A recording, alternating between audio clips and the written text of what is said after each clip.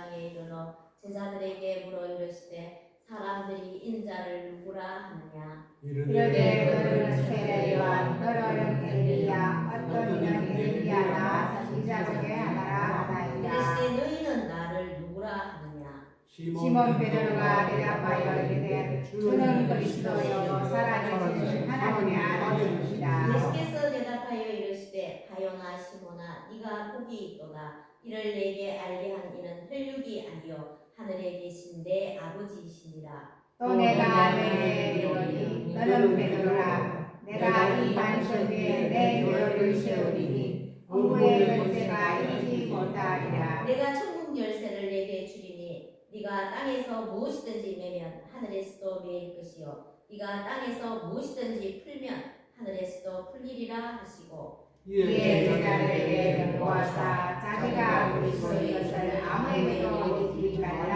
하시니라. 아멘. 오늘 본문 말씀을 주님이 기뻐하신 교회라는 제목으로 우리 한번 살펴보도록 하겠습니다.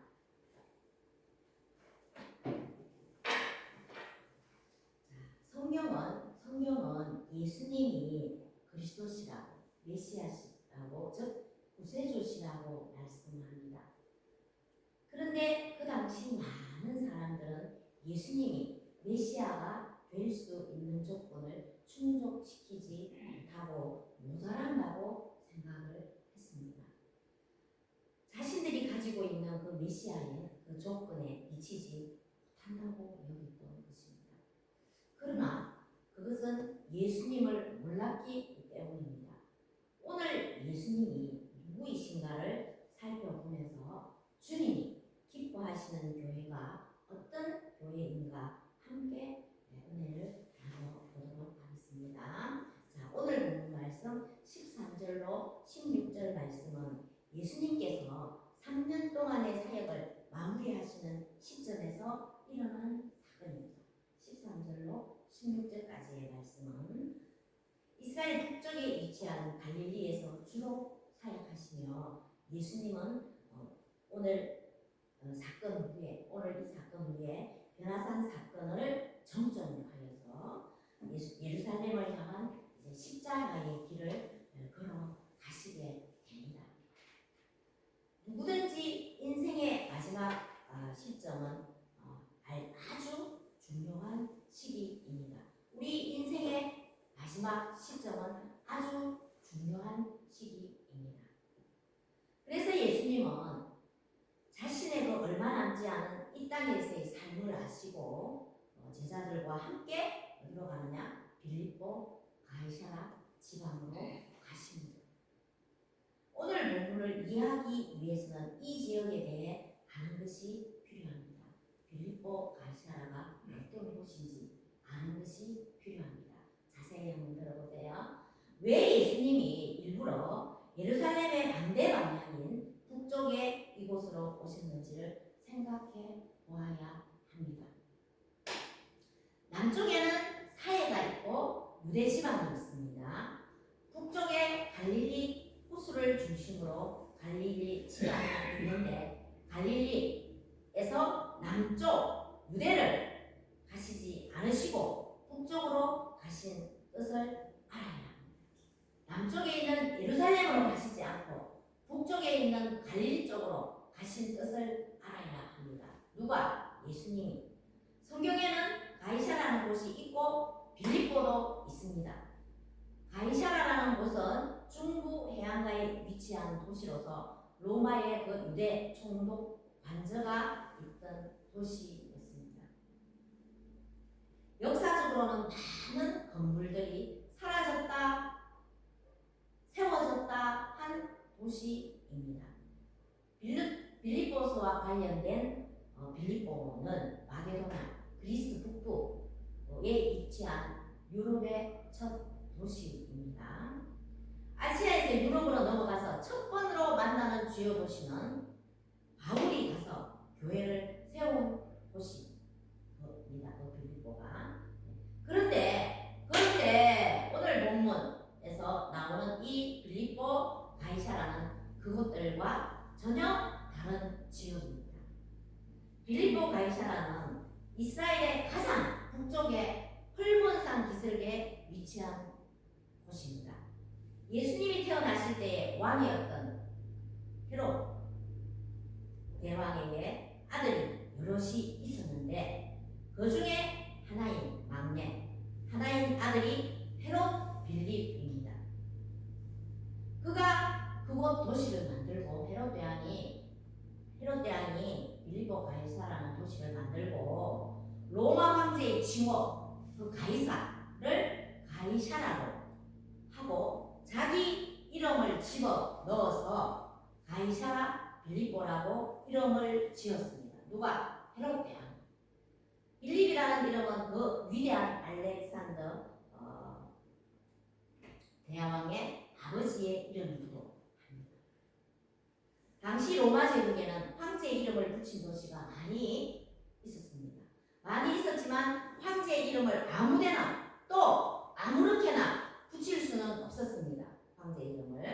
황제의 이름을 붙이기 위해서는 반드시 로마 황제의 영광에 어울리는 화려한 모습과 웅장한 규모를 갖춘 도시여야 했습니다. 아주 시골 형편없는 데에다가 황제의 이름을 붙일 수는 없습니다. 그러니까 이 도시에 황제의 칭호가 붙었다는 말은 이 가이사라 빌립보가 외형적으로 볼 때 엄청나게 웅장한 모습을 갖춘 도시였으며 황제를 위한 신전도 있었다는 것을 말해줍니다. 그런데 바로 로마 황제의 도시에 누가 갔습니까? 예수님과 제자들이 이 도시에 온 것입니다. 가이사라 빌립보에 그 웅장하고 화려한 도시에 예수님과 제자들이 온 것입니다. 자, 이 장면을 한번 생각해 보십시오. 자, 상상해 보십시오. 예수님과 갈릴리 촌사람이 대부분인 제자들의 모습은 어떠했겠습니까? 네, 맞습니다. 이런 화려하고 웅장한 도시에 전혀 어울리지 않는 아주 초라하고 형편없는 모습이었음에 틀림이 없습니다. 예수님과 제자들. 사실 예수님은 어떻게 하다 보니까 그냥 심심해서 이곳에 오신 게 아닙니다. 예수님은 의도적으로 황제의 도시, 화려하고 엄청난 로마의 영광을 자랑하는 이 도시에 제자들과 함께 오신 것입니다. 무엇보다 십자가를 지시기 전에 제자들과 함께 모임을 가진 것입니다. 요즘 말하자면 수련회를 가진 것입니다.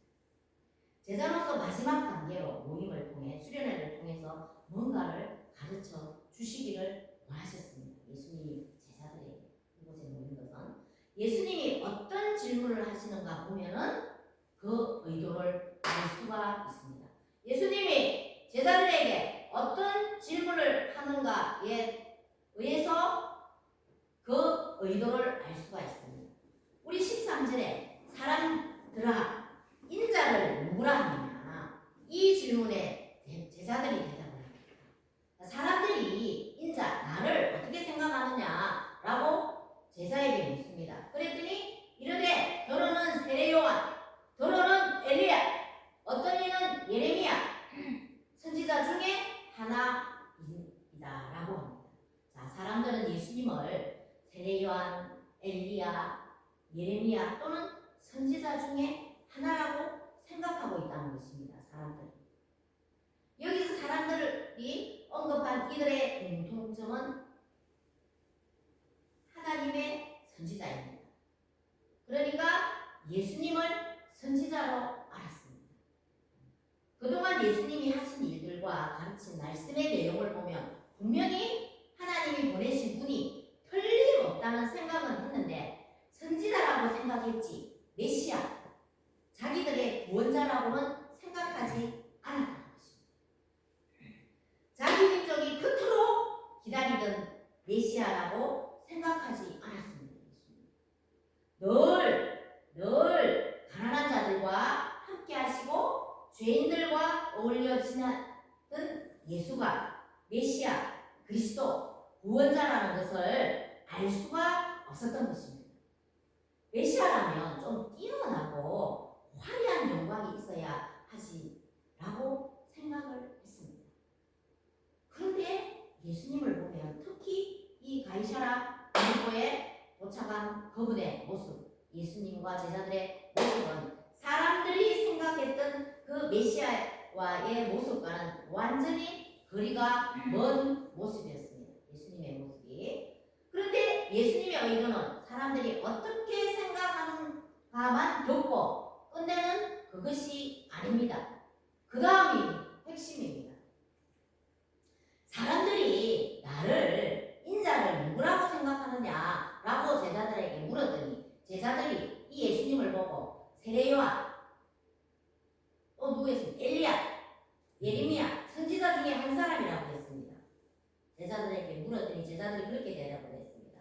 15절에 보면 그렇다면 사람들은 나를 그렇게 생각을 하는데 너희는 나를 누구라 하느냐? 여기서 중요한 단어는 너희는입니다.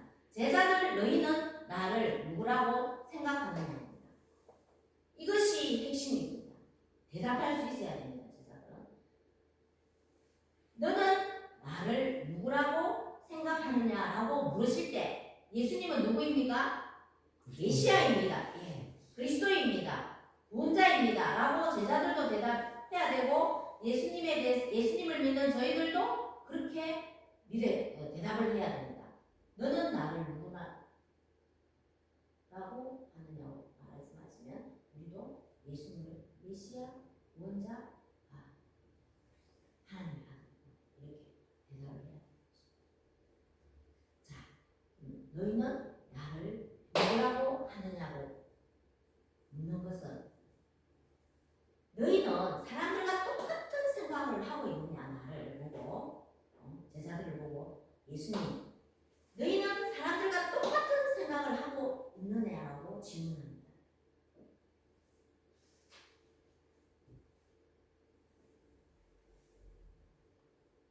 자, 로마가 추구하는 정말로 그것은 정말로 강한 힘이었고 높은 지식과 육체적 아름다움이었습니다.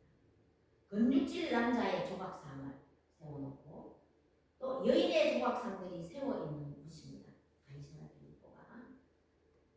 이것들로 큰 도시가 빌립보 가이사라였고 그 한복판에서 예수님은 제자들에게 물으십니다. 너희는 나를 누구라고 생각하느냐? 너희도 사람들과 똑같은 생각을 하고 있느냐고 질문을 합니다. 지금 수많은 사람들은 로마가 추구하는 것과 지식과 육체적 아름다움을 추구하며 살고 있는데 너희도 그것을 따르겠느냐라고 물으시는 것입니다.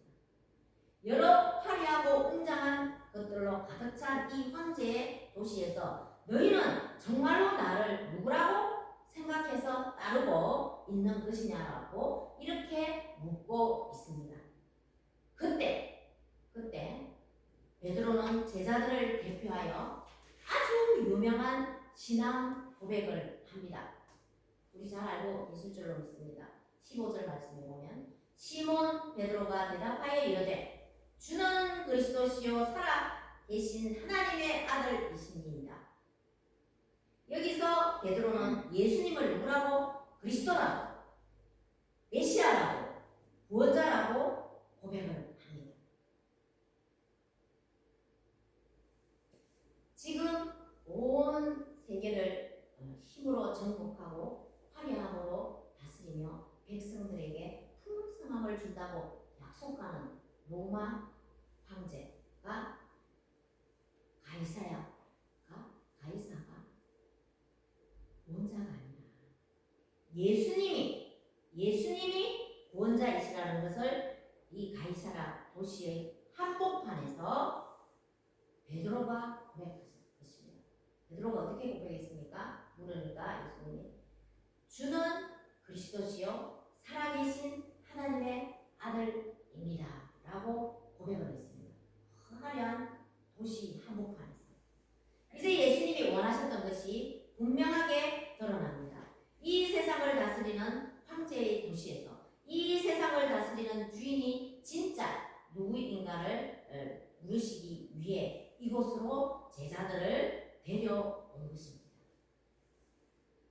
예수님은 십자가를 향하여서 길을 떠나시기 전에 예수님의 제자들이 그것을 확실히 알게 해 주시기 위해서 이곳으로 온 것입니다. 무엇?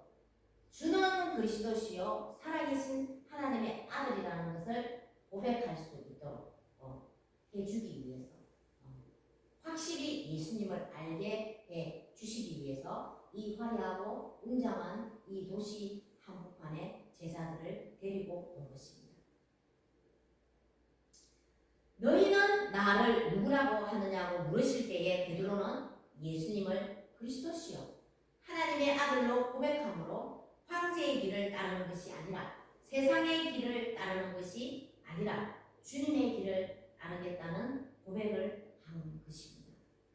그럼 우리는 지금 무엇을 추구하면서 살고 있습니까? 우리 인생의 남은 기간이 얼마나 되겠습니까? 우리 인생 남은 기간이 얼마나 되겠습니까? 연세가 있으신 분은 얼마 남아있을까라고 생각을 하실 것이고 젊은 분들은 그렇게까지 생각은 아니하겠지만 반드시 생각하며 살아야 합니다. 내 인생이 얼마나 남았을까? 젊었다고 많이 남은 것도 아니고 나이가 많다고 해서 적게 남은 것도 아닙니다. 우리는 알 수가 없습니다. 자, 우리 주위를 바라보면 죽음에는 순서가 있습니까? 없습니까? 없습니다. 네, 죽음에는 순서가 없습니다. 그래서 그 매일매일이 소중합니다. 매일매일이 이 시간이 얼마나 소중한지를 모릅니다. 이 시간이 정말로 소중합니다. 하나님 앞에 집중해야 할 시간입니다. 우리 인생이 얼마나 남았든지 이 남은 기간 동안 정말 중요한 것을 하며 살아야 하지 않겠습니까? 우리가 정말 하나님을 믿는다면 신앙인이라면 그리스도를 따르는 그리스도인이고 주님의 제자라면 하나님께서 인정하시는 삶을 살아야 되지 않겠습니까? 그렇다면 어떤 삶이 하나님이 인정하시는 삶이 되겠습니까? 어떤 삶이 하나님이 인정하는 삶이 되겠습니까? 바로 예수님이 걸어가신 길대로 사는 것입니다. 예수님이야말로 하나님 아버지께서 인정하시는 삶을 사셨습니다. 그것은 한마디로 말하면 무엇입니까? 우리 성경 하나님 사랑과 이웃 사랑. 하나님을 사랑하셔서 예수님은 하나님의 명령에 어떻게 했습니까? 죽기까지 순종하셨고 또 우리를 사랑하셔서 죽음과 부활을 통해서 우리를 구원해 주셨습니다. 고난의 길이었고 십자가의 길이지만 진정으로 하나님을 사랑하고 사람들을 사랑한 길이었습니다. 예수님의 가십니다. 오늘 함께한 여러분 정말로 예수님은 그리스도시며 살아계신 하나님의 아들이시라고 고백하십니까? 아멘. 네. 세상이 추구하는 길이 진짜가 아니라 예수님의 길이 진짜라고 믿으십니까? 아멘. 네. 그 길로 가겠다고 결단하십니까? 아멘. 네. 이 결단하는 것이 예배입니다. 아멘. 우리가 예배 드리러 와서 그저 찬양을 하니 찬양을 하고 기도를 하니 그냥 아무 생각 없이 기도하고 하는 것이 예배가 아닙니다. 신령과 진정으로 어디에 집중하여? 하나님께 집중하여서 말씀을 통해서 말씀에 순종하는 마음으로 결단이 있어야 합니다. 아멘.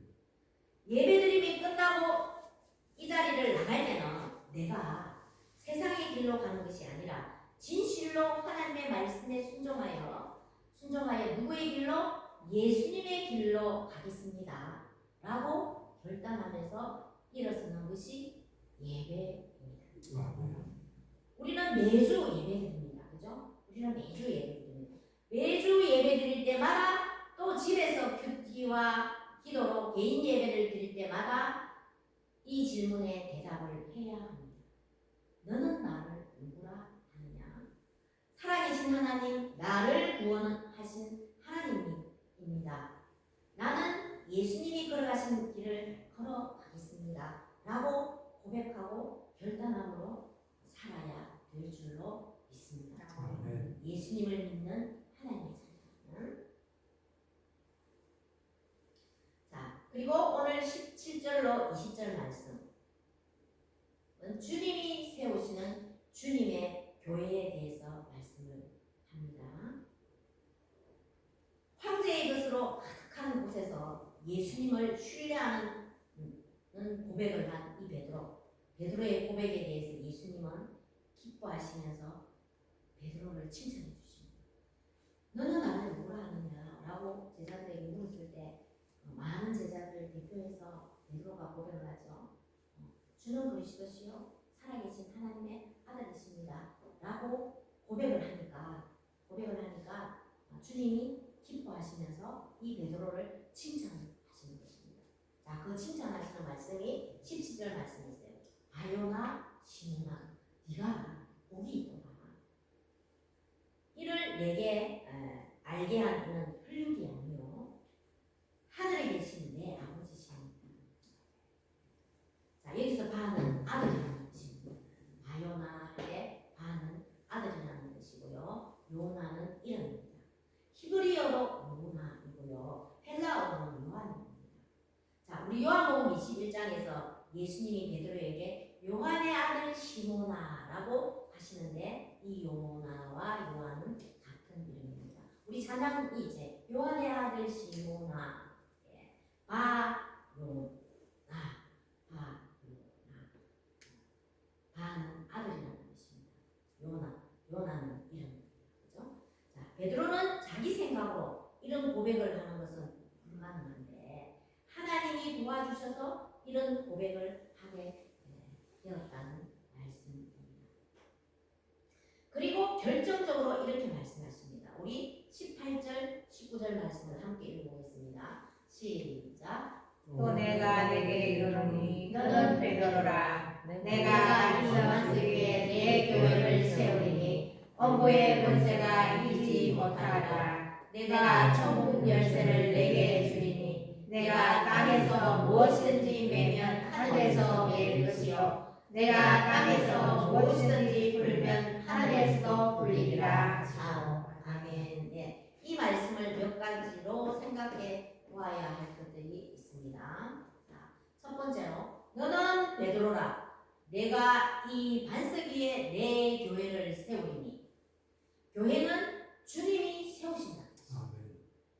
여기서 반석이 무엇인가를 가리키는 하면 여기서 반석이 무엇을 가리키는가 하면 요즘 들어서 이 반석이 베드로는 베드로인데 이전에 보통 베드로가 아니라 위대한 신앙 고백을 한 다음에 베드로를 반석이라고 하는 것입니다.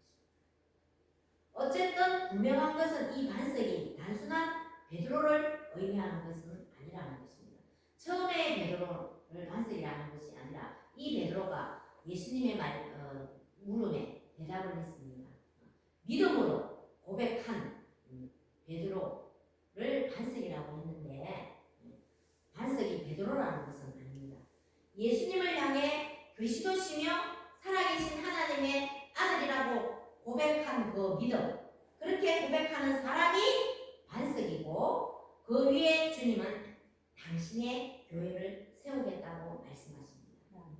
자, 주는 그리스도시여 살아계신 하나님의 아들입니다 라고 고백하는 그 믿음이 반석이라는 것입니다. 믿음이 반석이라고 합니다. 자, 그 다음에 두 번째로 내가 내 교회를 세우리니. 교회의 주인은 예수님이라는 것입니다. 교회는 누구의 교회입니까? 예수님의 교회입니다. 또 교회는 예수님께서 세우십니다. 내가 세우리니라고 하십니다. 물론 사람들이 교회를 개척합니다. 그러나 사람을 통하여서 주님이 하시는 일이라는 것입니다. 네. 사람을 통해서 교회를 개척합니다. 사람을 통해서 교회를 세웁니다. 누가? 주님. 자, 그렇다면 이 신주 전원교회는 누구를 통하여서? 목사님, 이덕현 목사님을 통하여서 주님이 세우신 교회입니다. 예. 교회는 예수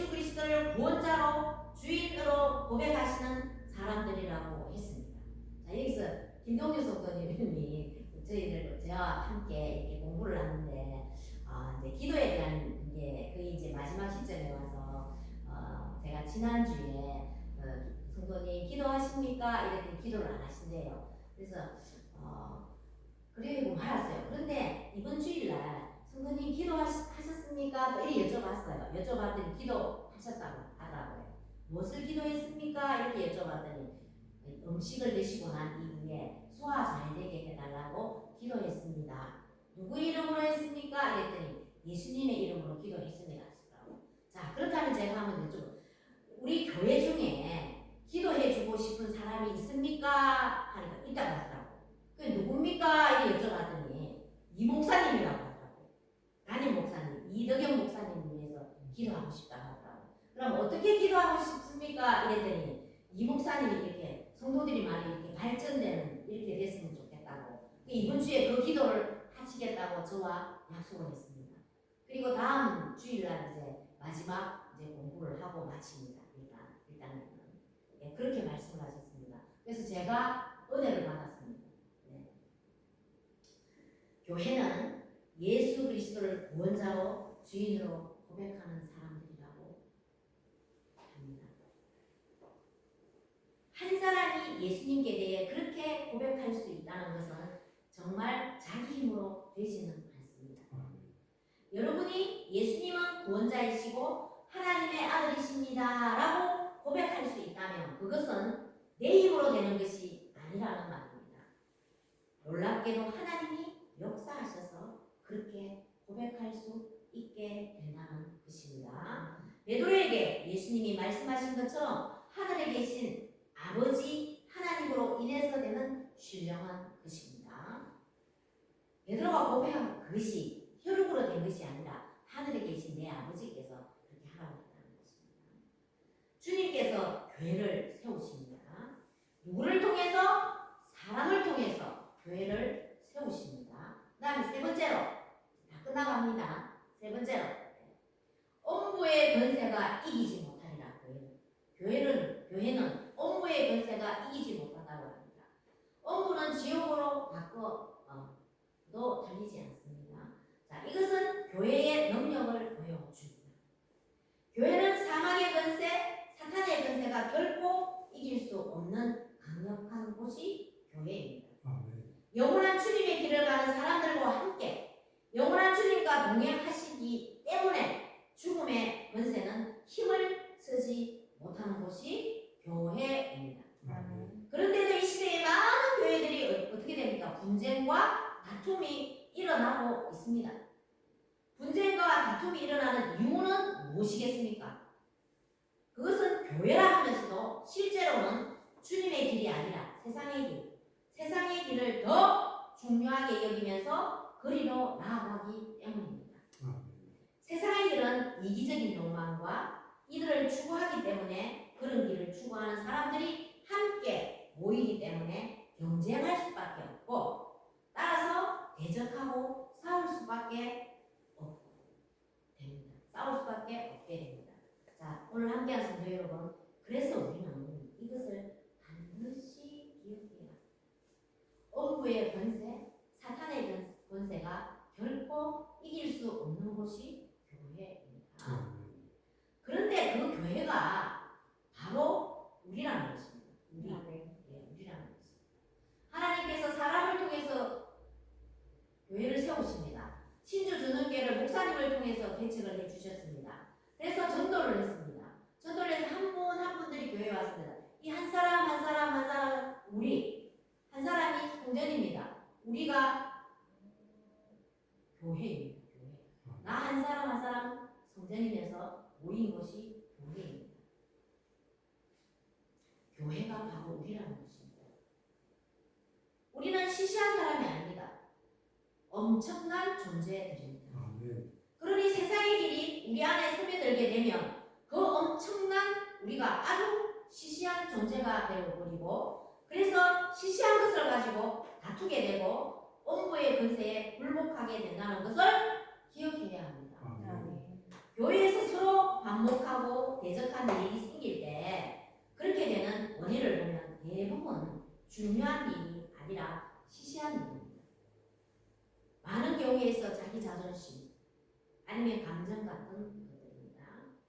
본질적인 일이 아니라 본질적인 것이 아니라 비본질적인 일들을 가지고 그렇게 다투고 싸우고 분쟁이 일어나는 것입니다. 그래서 우리는 무엇을 가지고 본질적인 것, 본질적인 일과 주님의 길로 나아가야 하는 것입니다.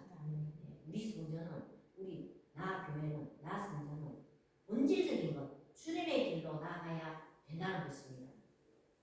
그래야 이곳에 주님의 능력이 나타납니다. 네, 그 다음에 네 번째 마지막입니다. 천국 열쇠를 내게 주리니 땅에서 매면 하늘에서도 매고 땅에서 풀면 하늘에서도 풀리리라. 천국 열쇠 예수님입니다. 예수님 그죠? 자, 안 믿는 자에게는 뭡니까? 심판이 있습니다. 안 믿는 자. 자, 믿는 자에게는 어떻습니까? 용서와 천국이라는 것을 소유하면서 능력, 힘입니다.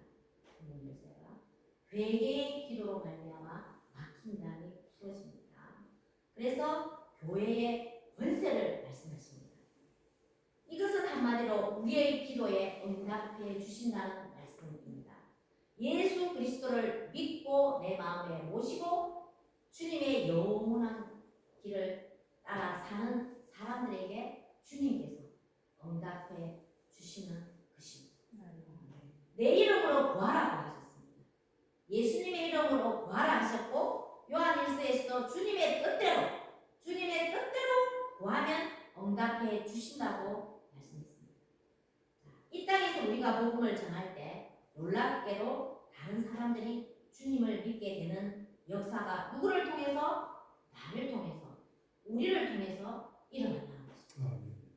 그러나 기도하지 않으면 응답이 없을 것이고 전하지 않으면 그런 역사가 일어나지 않습니다.